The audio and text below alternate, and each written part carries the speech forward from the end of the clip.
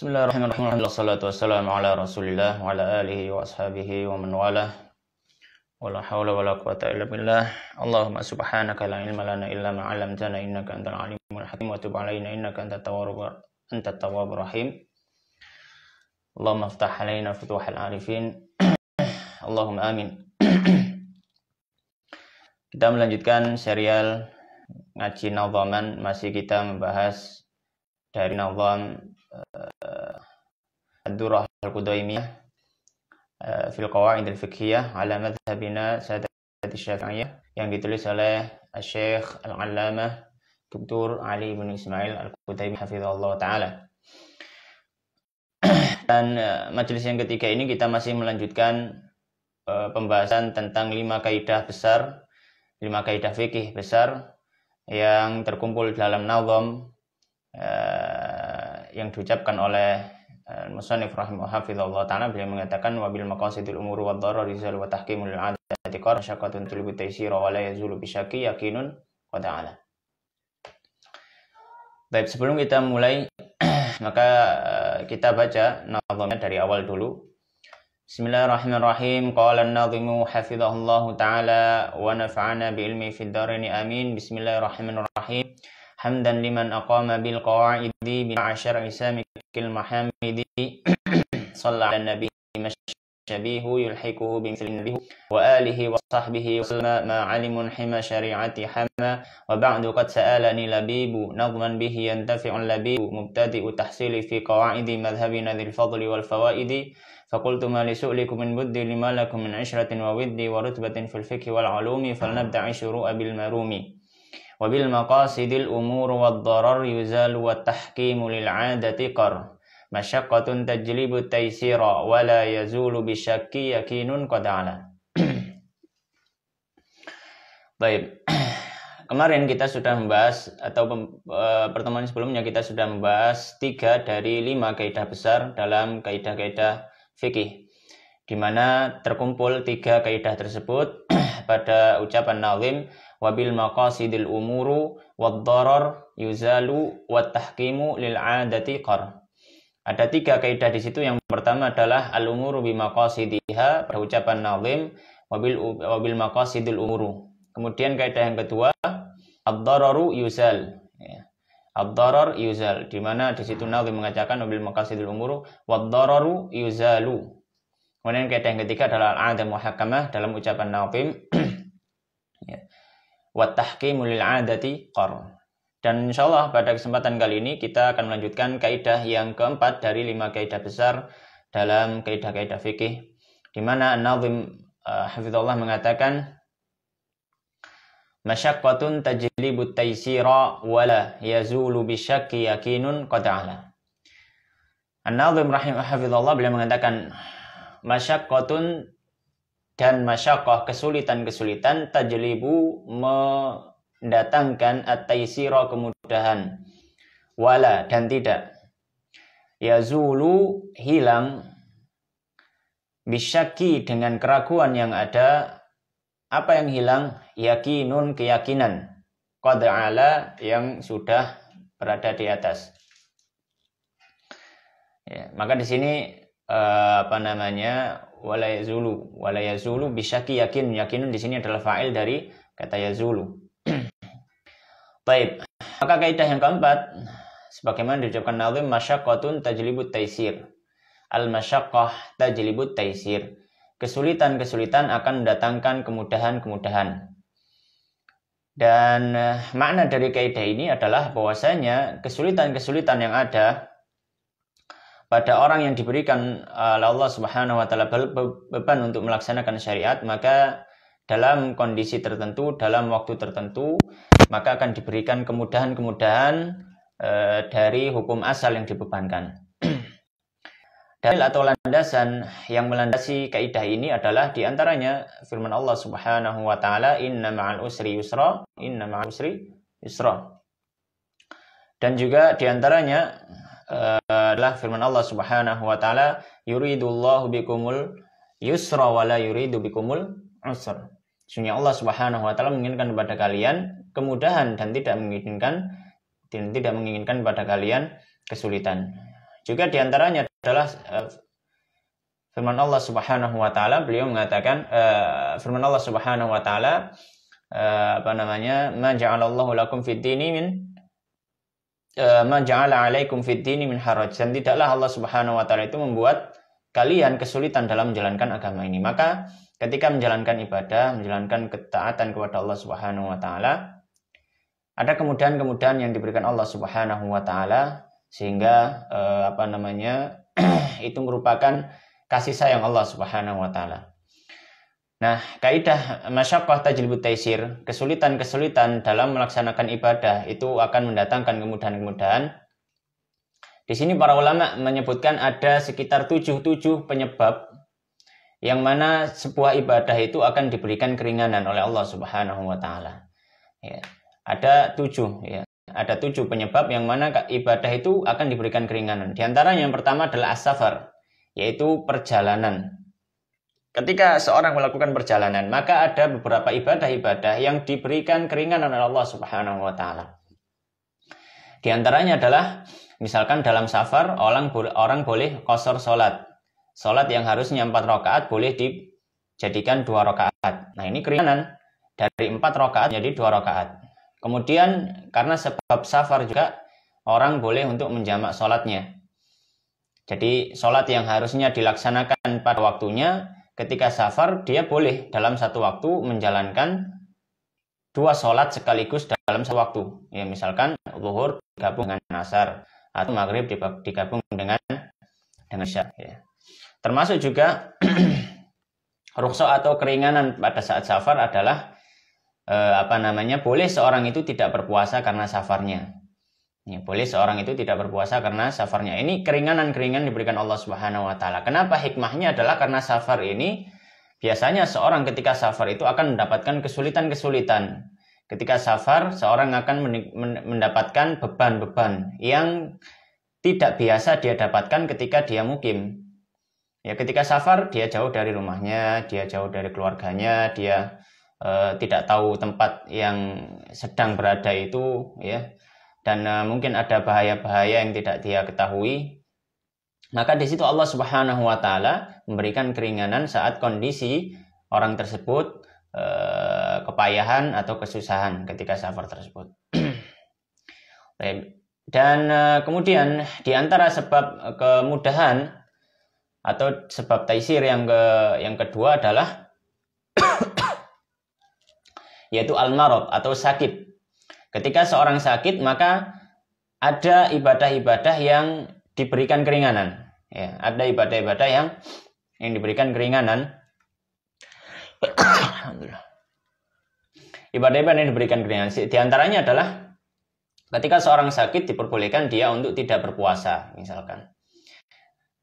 Sebagaimana dalam ayat disebutkan, wa in kuntum maradha aw ala safarin fa iddatun min ayamin ukhra. Kalau kalian sakit atau sedang safar, maka boleh tidak berpuasa dan nanti dihitung di hari yang lainnya untuk diqadha. Baik. Nah, itu diantara keringanan dalam ibadah dalam kondisi sakit. Di antara keringanan lainnya adalah misalkan tayamum. Seharusnya seorang itu ketika dia mau melaksanakan sholat atau ibadah yang semacamnya yang butuh kepada kesucian dari hadas, maka seorang harus berwudu. Hukum asalnya seorang harus berwudu, dia harus pakai air. Akan tetapi ketika seorang itu sakit yang tidak memungkinkan dia untuk memakai air, maka syariat datang memberikan kemudahan, boleh seorang itu bertayamum, membersihkan hadasnya atau mengganti wudunya dengan tayamum dengan tanah. Ini merupakan kemudahan diberikan Allah Subhanahu wa taala. Nah, kemudian diantaranya kemudian yang diberikan adalah ketika seorang itu sholat misalkan, dia tidak bisa berdiri, maka boleh dia sholat sambil duduk. Karena sholat fardu itu termasuk rukunnya adalah berdiri, maka nggak boleh orang sholat fardu, sholat maghrib, sholat isya dengan duduk. Kalau dia sholat dengan duduk padahal dia mampu, maka tidak sah sholatnya untuk sholat fardu ya. Akan tetapi kalau dia memang tidak mampu untuk berdiri, maka boleh dengan duduk. Sebagaimana dalam hadis disebutkan, "Shalli qa'iman Fa'ilam yastati' fa'ilam tastati' faqa'idan. Salatlah dengan berdiri, kalau nggak mampu baru boleh dengan duduk. Maka ketika seorang tidak mampu karena sakit, maka diberikan keringanan, boleh melaksanakan sholat fardu dengan duduk. Kemudian penyebab atau hal-hal yang bisa mendatangkan keringanan yang ketiga adalah al-ikrah atau pemaksaan. Ya. Ketika seorang dipaksa, maka di sini ada keringanan. Misalkan di antara contohnya adalah ketika seorang diancam untuk mengucapkan kalimat-kalimat kekufuran. Ya, misalkan seorang diancam untuk mengucapkan kalimat kekufuran. Maka ketika dia mengucapkan kalimat tersebut akan tetapi wa qalbuhu mutmainnun bil iman, hatinya masih tetap beriman, ya, dia mengucapkan itu karena terpaksa, karena misalkan tembak sudah berada di kepalanya. Dia sudah menyaksikan orang-orang dibunuh ketika dia tidak mau mengucapkan kalimat tersebut, maka dibolehkan. Ini dari segi hukum, kita tidak membicarakan dari segi adab atau dari segi mana yang lebih dari segi hukum. Kalau dalam segi hukum, boleh seorang itu mengucapkan kalimat kekufuran ketika dia dipaksa dengan seperti itu. Ya, dia dipaksa dengan seperti itu. Atau misalkan seorang dipaksa untuk meminum khamr. Seorang dipaksa untuk meminum khamr, kalau tidak dia akan dibunuh, maka diperbolehkan ketika itu. Dalam artian diperbolehkan, dia tidak mendapatkan dosa, ya, dan ada keringanan di situ. Hukum asalnya orang minum khamr dosa besar, ya. Hukum asalnya orang mengucapkan kalimat kekufuran, dia keluar dari Islam. Akan tetapi karena ada ikrah, karena ada paksaan, ancaman yang mengancam nyawanya, di sini hifdzun nafs aula. Jadi menjaga nyawanya itu lebih utama. Di antara penyebab keringanan yang keempat adalah an-nisyan, kelupaan. Ya, kelupaan. Orang lupa, maka dia tidak mendapatkan dosa atas yang dia lupakan tersebut. Maka di antara contohnya adalah keringanan yang diberikan. Misalkan seorang lupa, dia sedang berpuasa, kemudian dia makan dan minum. Setelah selesai makan dan minum baru dia ingat bahwasanya dia sedang berpuasa, maka di sini tidak berdosa dan puasanya tetap sah. Ya, dan puasanya apa? Dan puasanya tetap sah. Ya. Loh, kenapa? Padahal dia makan dan minum, iya, karena ada lupa tadi. Baik. Kemudian di antara penyebab atau hal-hal yang mendatangkan kemudahan adalah al-jahl, ketidaktahuan. Ya, jadi ketidaktahuan menjadi udzur seorang itu tidak mendapatkan dosa dari suatu hal yang dia perbuat. Contohnya misalkan, ya, ketika seorang dia tidak tahu, benar-benar tidak tahu bahwasanya ketika sholat itu dia tidak boleh berbicara misalkan. Kemudian dia ternyata berbicara karena dia tidak tahu, al-jahl, ya, tidak tahu, maka di sini dia tidak mendapatkan dosa atas perbuatan yang dia lakukan.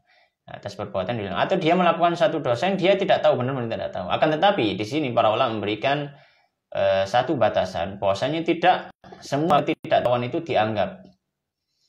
Ya, termasuk al-jahl ma'dzur, ya, al-jahl ma'dzur itu diantaranya adalah orang yang misalkan contohnya baru masuk Islam, ya, atau dia ya'ishu ba'idan 'anil ulama, dia hidup jauh dari para ulama dan dari fasilitas-fasilitas yang mengantarkan pada belajar ilmu syar'i. Ya. Tapi kalau misalkan fasilitas ada, dia sudah Islamnya lama, tapi kok masih tidak tahu, maka dia tidak diberikan udzur. Kenapa? Karena dia sendiri yang melalaikan kewajiban untuk belajar. Ya, maka tidak semua al-jahl, ketidaktahuan itu diberikan udzur. Ya, tidak semua al-jahl atau ketidaktahuan itu diberikan udzur. Dan kembali juga di sini ada catatan lagi, ya. Meskipun semuanya tidak secara mutlak diberikan udzur, akan tetapi ada masalah-masalah yang memang meskipun di situ dia hidup bersama dengan para ulama dan fasilitas ilmu banyak, ya, dia diberikan rukhsah atau diberikan kemudahan, Karena memang masalahnya cukup pelik ya. Masalahnya cukup pelik, yaitu cukup tidak semua orang itu bisa mengerti. Bahkan seorang penuntut ilmu juga ada yang sudah lama belajar juga kadang tidak tahu Mas Ian. Ya. Misalkan contohnya adalah masalah sujud sahwi ya. Misalkan permasalahan sujud sahwi, para ulama menyebutkan kalau seorang itu seandainya dia sujud sahwi, kemudian imamnya lupa tidak tasyahud awal, kemudian imamnya berdiri, kemudian dia juga ikut berdiri atau dia sendiri ya, dia berdiri, kemudian baru ingat ketika dia berdiri, kemudian dia duduk ya, kemudian dia duduk ya. Ya, kalau dia itu memang tidak tahu, dalam artian dia hidup bersama para ulama, tapi memang ilmu ini cukup membuat orang kadang ya agak miskomunikasi dalam menangkap ilmu tersebut ya. Akhirnya jadilah dia turun tersebut karena pertama dia tidak tahu, dia pernah belajar tapi sudah lupa, akhirnya tidak tahu gitu ya. Maka di sini dimaafkan. Baik. Nah, kemudian diantaranya penyebab atau hal yang mendatangkan kemudahan adalah umumul balwa wal usr atau al usr wa umumul balwa, yaitu kesulitan yang terjadi secara umum. Ya, dan sulit untuk menjaga dalil hal tersebut. Misalkan para ulama, para ahli fikih memberikan contoh kalau misalkan dia tinggal di tanah haram, Masjidil Haram atau di Masjid Nabawi misalkan di zaman dahulu ya, karena di sana banyak hewan liar, karena tidak boleh berburu hewan di tanah haram, masih banyak burung-burung dan sebagainya.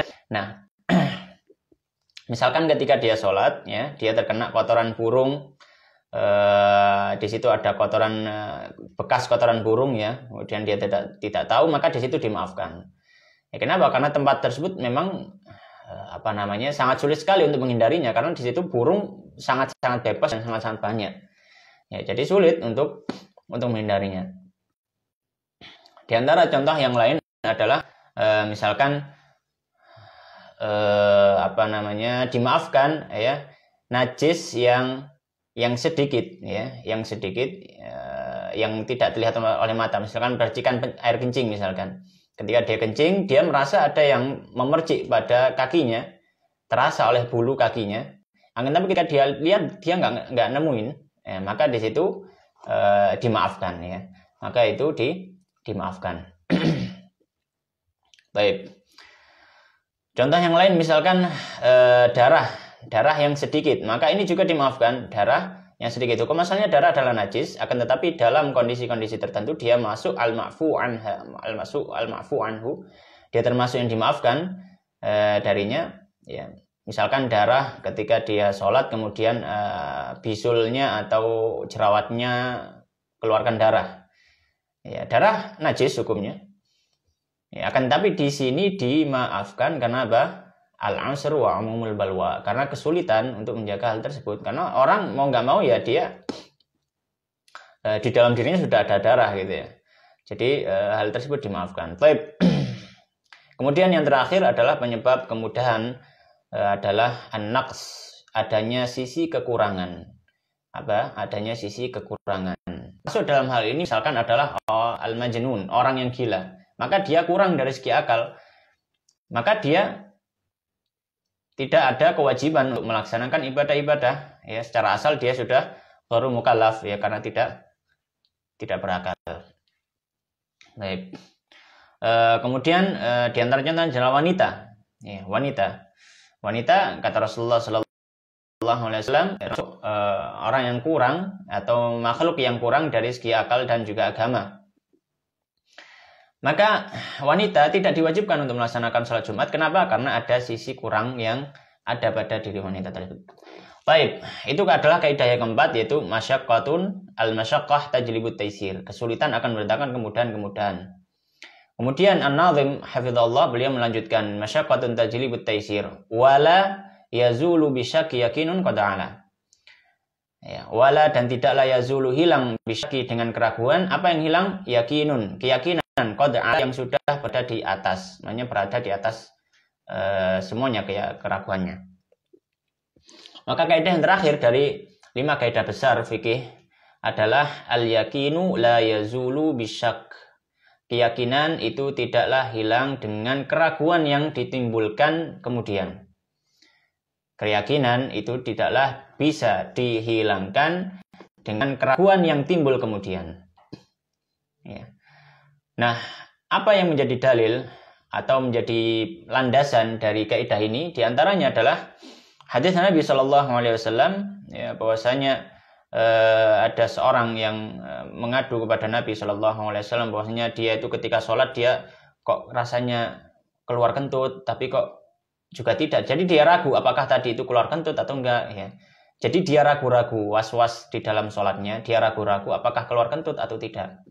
Maka kata Rasulullah Shallallahu Alaihi Wasallam, la yansarifu hatta yasma'a sautan aw yajid rihan. La yansarif, janganlah dia pergi meninggalkan sholat, ya, hatta hingga dia yasma'a rihan,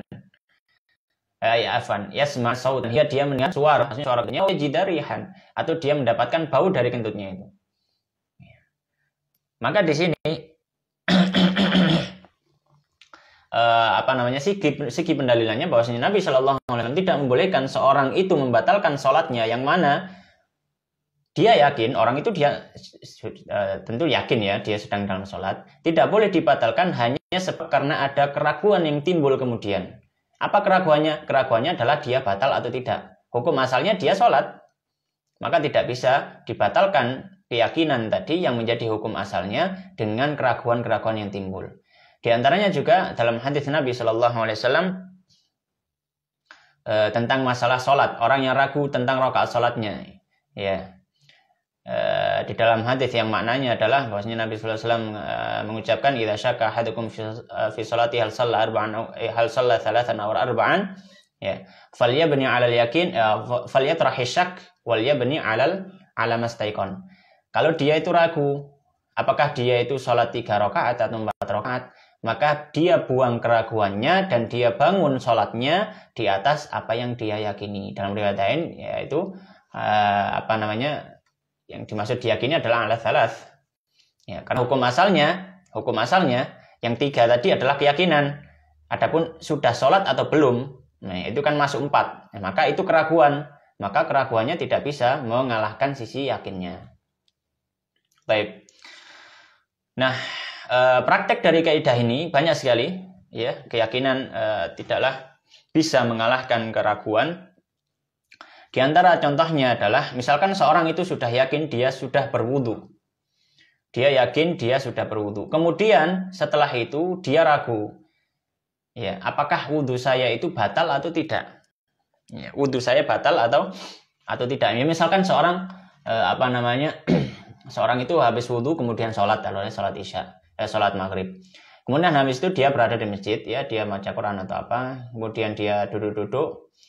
Kemudian setelah itu sholat isya datang dan dia ragu, loh, tadi saya batal atau enggak ya? Tapi saya yakin saya tadi sudah wudu, gitu. Ya, karena saya enggak kemana-mana ya, habis sholat ya di sini dan seterusnya.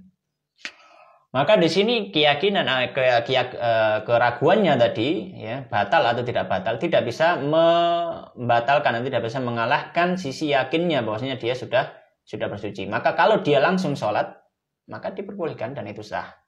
Ya, kecuali nanti dia yakin, ya. Jadi ada level-level dalam para fuqaha menyebutkan di situ disebutkan dengan istilah maratibul idrak, ya, level-level pengetahuan seseorang atau level-level keyakinan seseorang. Ada yang paling atas itu adalah al-yakin, kemudian ada al-dhan, kemudian ada asyak, kemudian ada al-waham, kemudian al-jahl. Ya, al-jahl di situ dibagi 2, ada al-jahlul basit, ada al-jahlul murakkab dan seterusnya. Itu diperinci dalam pembahasan kitab yang lebih panjang lebar. Baik. Kemudian di antara contoh prakteknya adalah misalkan contoh praktek kedua. Seorang dia ketika dia berpuasa. Nah, ini biasanya kasus. Ketika seorang itu berpuasa. Dia yakin, yang diyakini adalah dia masih dalam kondisi puasa dan itu masih siang hari, belum masuk maghrib. Nah, kalau misalkan dia ragu, ini sudah maghrib apa belum? maka tidak boleh dia langsung membatalkan puasanya hanya karena ada sisi ragunya tadi.